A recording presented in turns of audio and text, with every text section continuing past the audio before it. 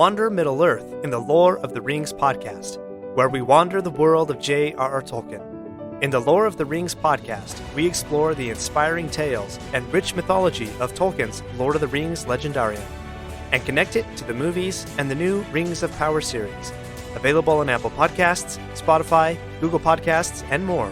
You'll find a new, lore-packed episode every Thursday. Come wander and not be lost with the Lore of the Rings podcast. Hi, it's Jeff, host of the podcast.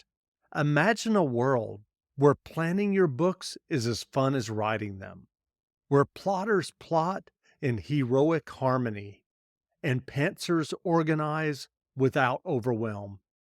Here's the thing, that world exists. Plotters and pantsers alike love the visual outlining and story Bible software Plotter, now available both online and as a web app. Named the #1 outlining app for productivity by Kindlepreneur, Plotter turns outlining and organizing your books into the creative process it's supposed to be. Visit plotter.com today. That's PLOTTR.com today and experience the difference yourself. Welcome back to the Reading and Writing Podcast. My guest today is Siena Sterling, author of the debut novel, Tell Us No Secrets. Publishers Weekly just reviewed the book, calling it a slow burn, psychological thriller filled with well-developed characters that builds to a satisfying, if unsettling, conclusion. Siena, welcome to the podcast. Thank you. It's great to be here. Absolutely. Well, if someone listening hasn't yet heard about your debut novel, Tell Us No Secrets, how would you describe the novel? Well, it is a psychological thriller. It's set in an all-girls boarding school in New England in 1970. There's also a running commentary from the present, but it centers on four girls who are seniors in 1970 in this boarding school, and their interrelationships, the friendships they make, the friendships that get broken, and the kind of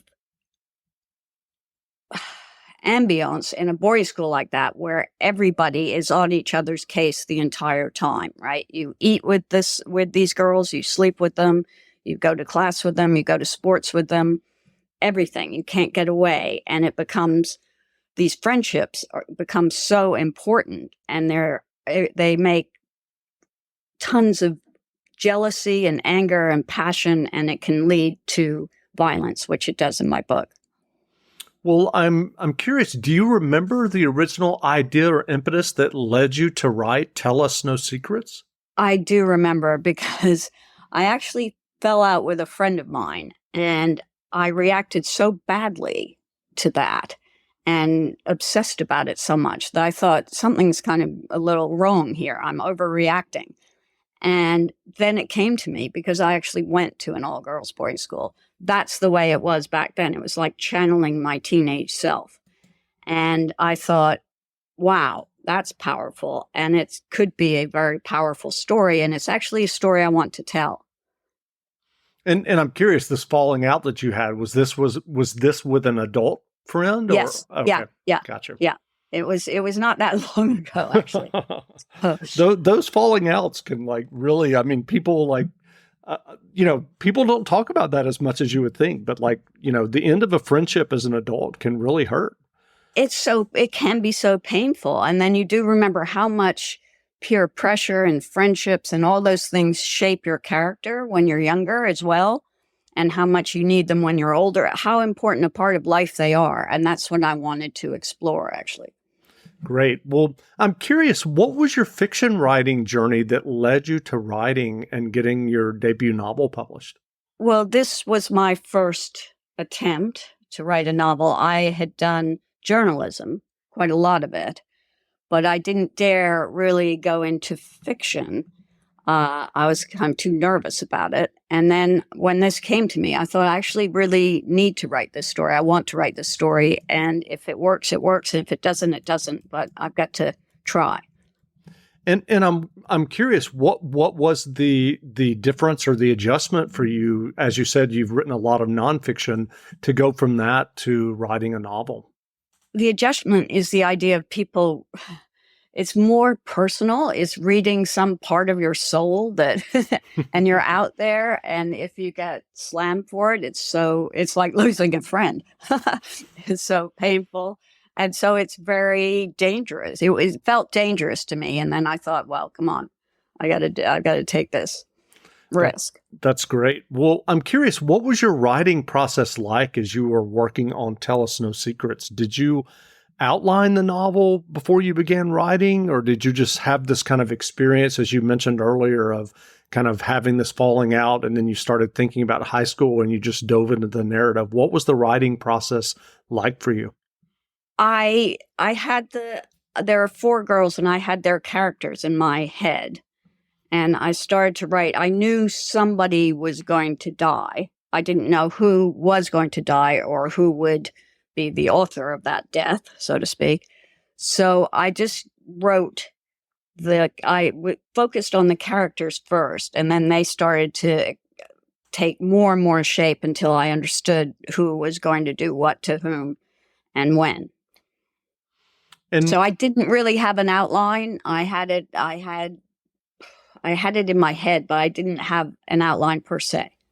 And I'm curious, what was kind of the path to publication for you once you kind of finished writing and got the manuscript to a point where you wanted to submit it? How did that work for you? Well, I took a major dive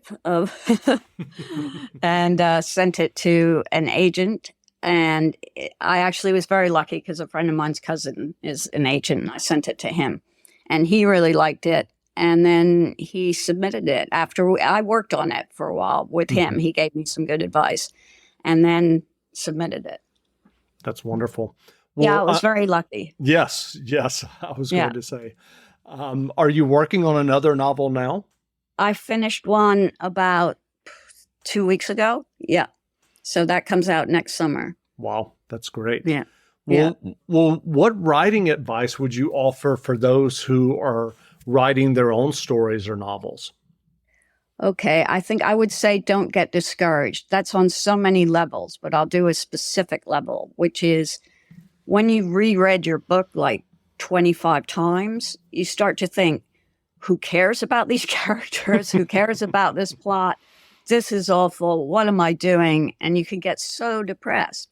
And I think the thing is to remember, I mean, my guess is, I'd bet a lot of money on this, that every author feels this way. That even, Tolstoy probably thought, Anna Karenina, who needs her? I'm bored with her, right? That after so much reading and repetition, and you know what's coming next, and you know every sentence, you can get to the point where you get too involved and you need to step back and think, okay, there is a anonymous reader out there somewhere who will read it for the first time and see it differently. And that's what you have to remember, that you're not that there are the readers who are reading it for the first time, not the 50th.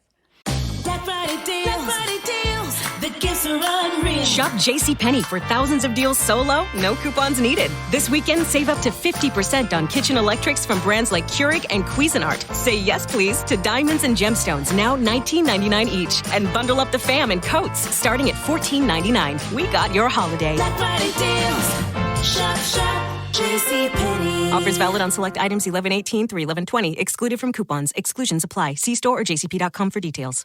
The Wendy's $3 breakfast deal is here. Get a bacon or sausage, egg, and Swiss croissant, plus a small seasoned potatoes. That's a better breakfast for just $3 in 3 easy steps. 1, wake up. 2, get out of bed.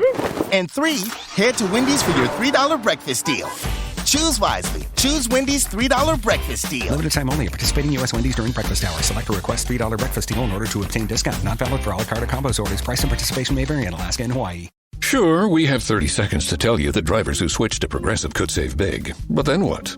Well, there is a nice piece of stock music playing behind me that a talented composer worked really hard on. So let's enjoy it.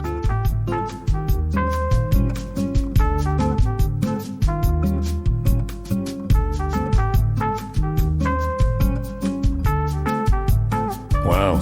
almost overshadows the saving big when you switch to Progressive part. Progressive Casualty Insurance Company and Affiliates.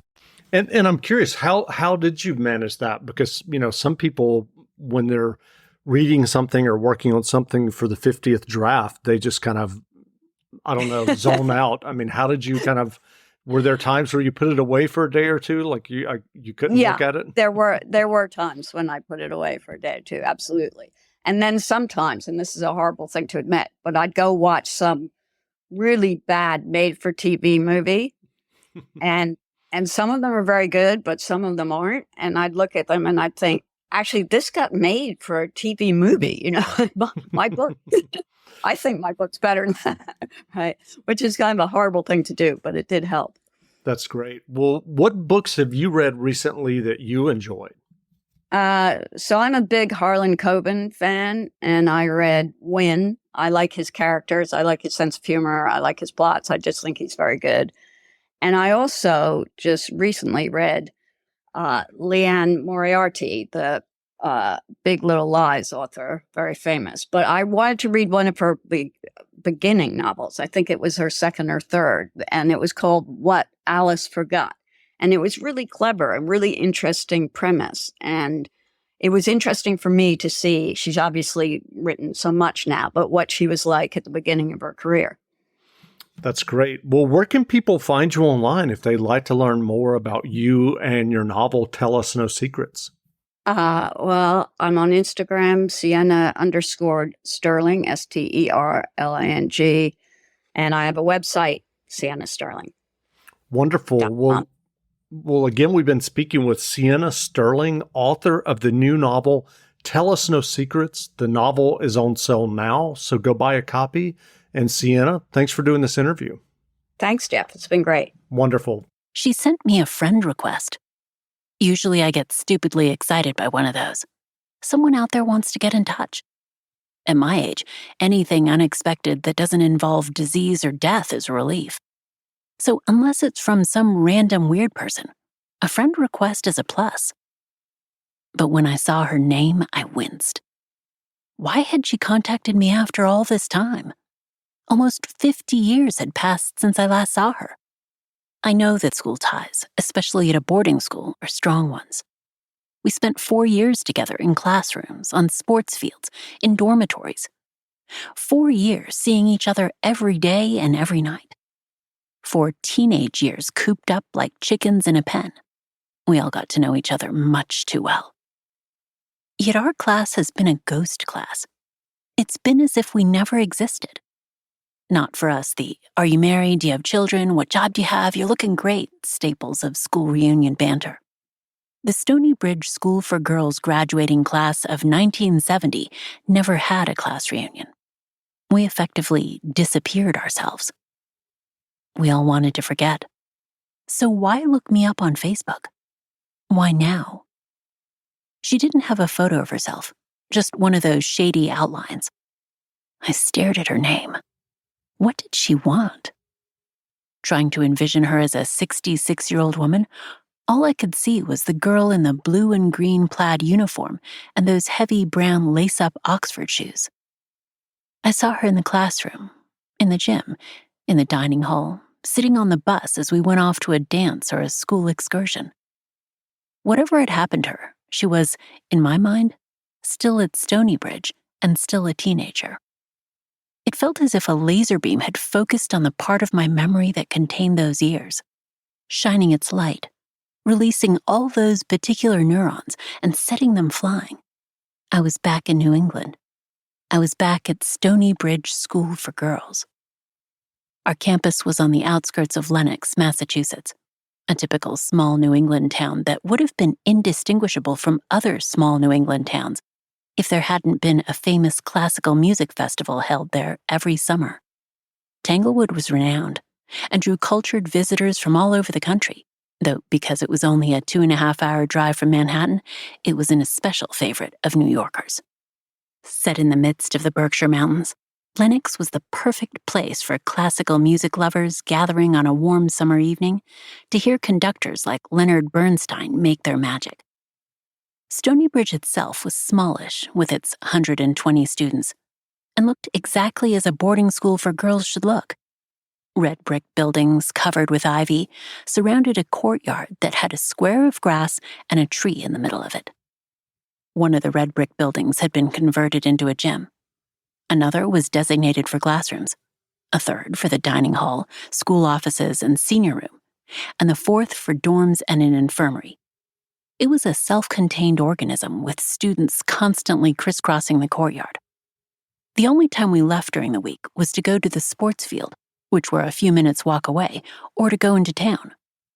Because it came alive in the summer, Lenox had a few shops most small towns didn't.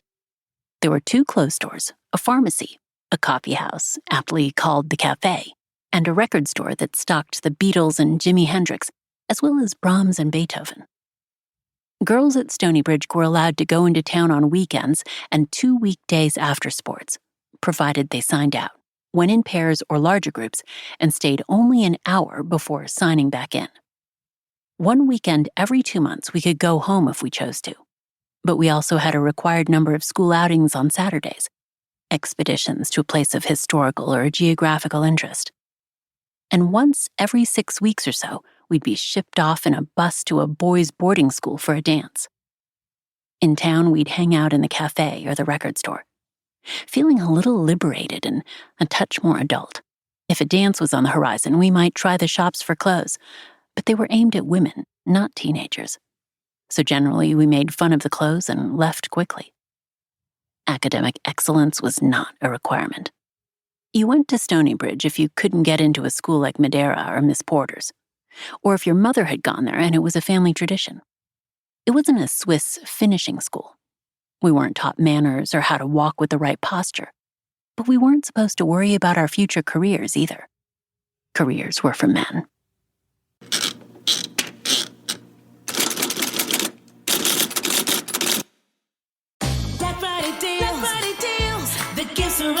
Shop JCPenney for thousands of deals so low, no coupons needed. This weekend, save up to 50% on kitchen electrics from brands like Keurig and Cuisinart. Say yes, please, to diamonds and gemstones, now $19.99 each. And bundle up the fam in coats, starting at $14.99. We got your holiday. Black Friday deals. Shop, JCPenney. Offers valid on select items 11/18 through 11/20. Excluded from coupons. Exclusions apply. See store or jcp.com for details. Sure, we have 30 seconds to tell you that drivers who switch to Progressive could save big. But then what? Well, radio has been called theater of the mind, so let's tell a story with sound effects.